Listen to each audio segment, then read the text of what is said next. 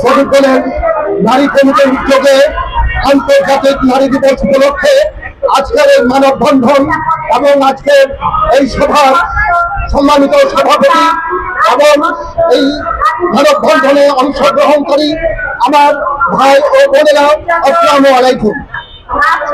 এ বিশ্বে যা কিছু কল্যাণকর, অর্ধেক তার গড়িয়াছে নারী, অর্ধেক তার নর।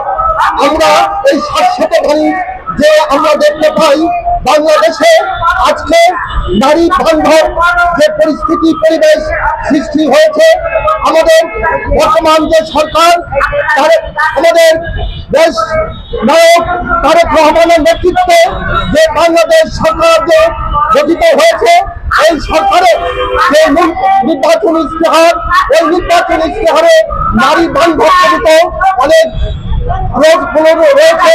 সেখানের মধ্যে আমাদের মধ্যে যে জেন্ডার ইনইকুয়ালিটি রয়েছে, সেই জেন্ডার ইনইকুয়ালিটি এখন ঘনীভূত হয়ে একটা জেন্ডার বান্ধব হিসাবে আমাদের বাংলাদেশে পরিবেশ করছে।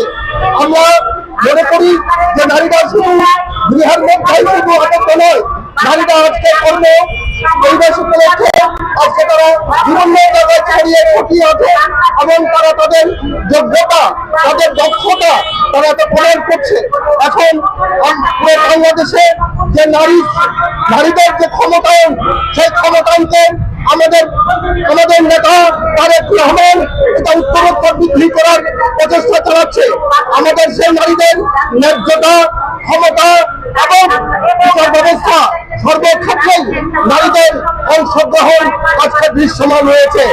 আমি উত্তরোত্তর আশা করব এই আমাদের নারীদের যে ক্ষমতায়ন আরো উত্তরোত্তর বৃদ্ধি পাবে এবং নারীরা সামনের দিকে এগিয়ে যাবে, এই প্রত্যাশা রেখে সবাইকে শ্রমিকদের রেশনিং ব্যবস্থা, গার্মেন্টস শ্রমিকরা যারা আজকে অবহেলিত রয়েছেন, তাদেরকে তাদের যে মাতৃত্বকালীন ছুটি, এই মাতৃত্বকালীন ছুটি তাদেরকে 6 মাস করে দিতে হবে।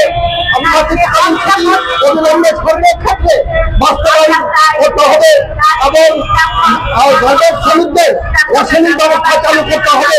এই আহ্বান জানিয়ে সকলকে সংগ্রামী শুভেচ্ছা জানিয়ে বাংলাদেশ জাতীয়তাবাদী ধর্মের শ্রমিক দলের পক্ষ থেকে সবাইকে শুভেচ্ছা জানিয়ে বক্তব্য শেষ করছি।